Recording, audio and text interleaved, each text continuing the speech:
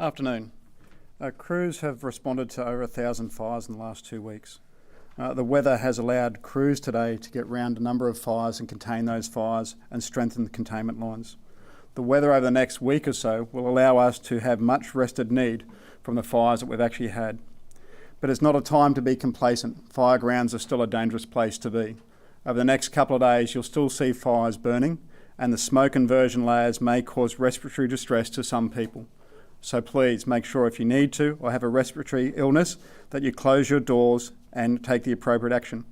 Currently, we still have 43 fires going across the state of Queensland with resources still responding from New Zealand, with 130 Victorian firefighters on the ground working beside our people.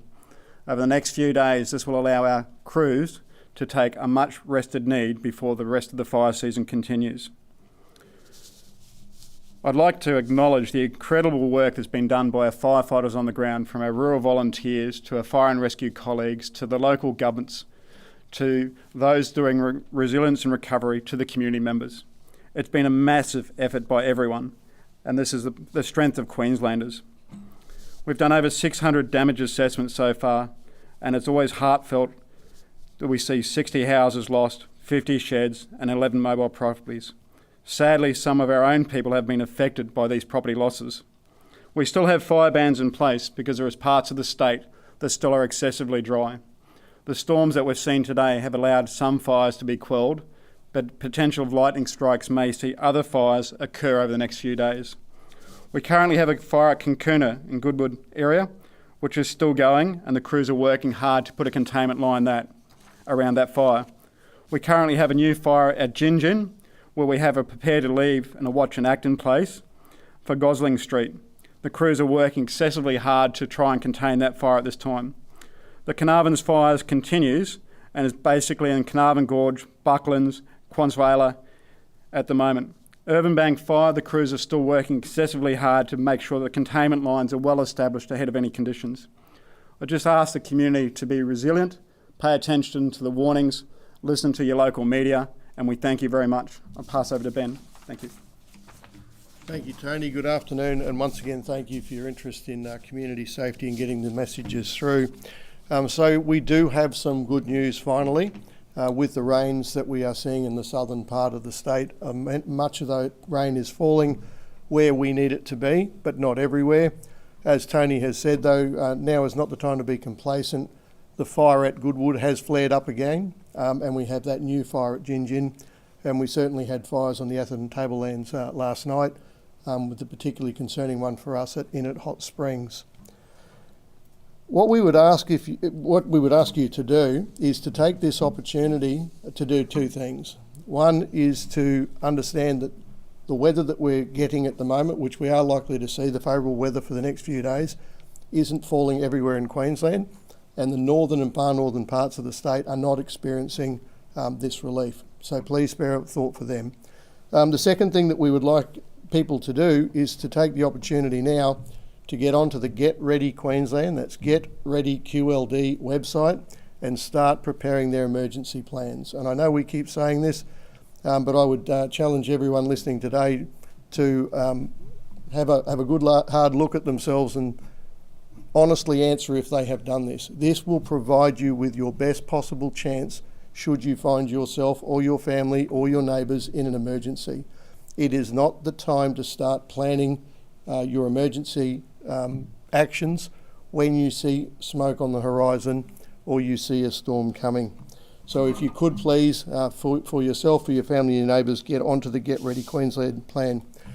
Can I also urge people, again, now is not the time to be driving in and around fire areas. Not only is it not safe and not necessary, it's not helpful because we do have emergency vehicles that need to access those areas, often under lights and sirens. We need to get aviation fuel into those areas. We need to get water into those areas. We need to get people in. So if you don't need to be there, please don't drive there. Also understand, given how widespread these fires are, that you need to plan your trip, particularly if it's a long one, and the best advice there is to go to the QLD Traffic website. That's Queensland Traffic. We continue to patrol areas where the fires have been, and we're very pleased to report that we've had no fresh complaints of theft, and we will continue those patrols until such time as people are able to be repatriated into their homes.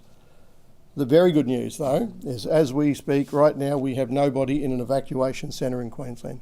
So everybody that we were, but we did have in evac centres, now has either been able to return to their homes or seek alternative accommodation, either supported by the community or by family or friends.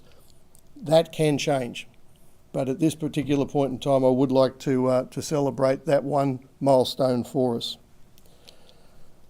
If you are in need of support from the community, it is available.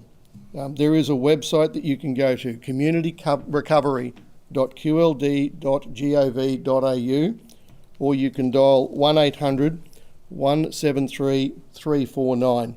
There is a host of government services and community-based services that you can access. Once you leave an evacuation centre and return to your home, if you still need assistance, you will still get assistance from us in the system. What we are going into now, this stage of the events that we've got, the bottom half of the state will get rain, and that'll buy us some breathing space. The top half of the state won't, and we will move further into the relief and recovery side, but we are still actively fighting bushfires. They are unpredictable and they can flare up even when we think we've put them out. So can I thank everybody involved directly and indirectly in fighting the fires and supporting members of our community during this very important time, and we'd be happy to take any questions. Deputy Commissioner, just the vehicle that was stolen from Serena, is there any update on that, or can you give us an insight into the group, whether they were teenagers? No, I don't have that information at hand. It beggars belief that anyone would steal a fire truck during a fire. It is a bright yellow Isuzu fire truck with the number 51 on the door. I don't know what would possess anybody to make that decision, and I don't know of anybody in the community that would think that was anything other than a very, very low act. Are you now closing down those evac centres now that there's not anyone in them? No, so we suspend our evac centres. Evac centres by their very nature are temporary. We stand them up, we scale them up, we scale them down, and we close them as required. Disaster management in Queensland is locally led, and our local councils drive that. If we need them, we can turn them back on at a moment's notice. 1,000 fires in the last 2 weeks, 600 damage assessments. How does that stack up to previous fire seasons? Look, it's probably a little bit higher than previous fire seasons, and again, that's been because of the grass, and the grass has been wind-driven, and it's probably caught a number of people unaware that weren't able to do hazard reduction burns or missed their timing or window of opportunities. And again, with grass fires, as we saw at Wollongara, it was spotting 500 and 600 metres in front of the fire itself, and that's what causes some of the damage. That's why we reinforce to the community, you've sometimes got to watch behind you. It's not the fire that's coming up to you, it's what's happening behind you. I know you mentioned it before, dry lightning. How much of a concern is that with the storms that you've got on the way? We always watch the dry lightning just to see what's going to happen in the next couple of days. If we're lucky enough to have some rain over, it's great. Sometimes we're lucky enough the lightning actually falls where we've had fires, and then sometimes it falls outside that area. It's just about being aware when it does pop up, what we're actually going to do with it. And in some parts of the country, when the dry lightning pops up, the fires may just run into some burnt area, and that's where the property owners and brigades will keep an eye on what's actually happening, and sometimes, again, if they need to, they'll steer it accordingly. How important is this brief reprieve for firefighters on the ground at the moment in terms of fatigue? Any reprieve is a welcome sign for anyone, especially the firefighters on the ground, those that have given up countless hours, done 14 hours straight, those that have gone away from their businesses, those that have actually left their families, or their families have got up early to make sure they actually get out to the grounds. I'm sure they're all going to enjoy it, but that's why we've also brought in additional resources to make sure that we do get that respite, because we know it is going to be a long season in Australia generally. On those additional resources, are you expecting to have to call on international and interstate colleagues again throughout the season? Oh, look, it's too early to tell, but we'll look at that as we need. And we also look at what resources does New South Wales and Victoria need and try and balance that out.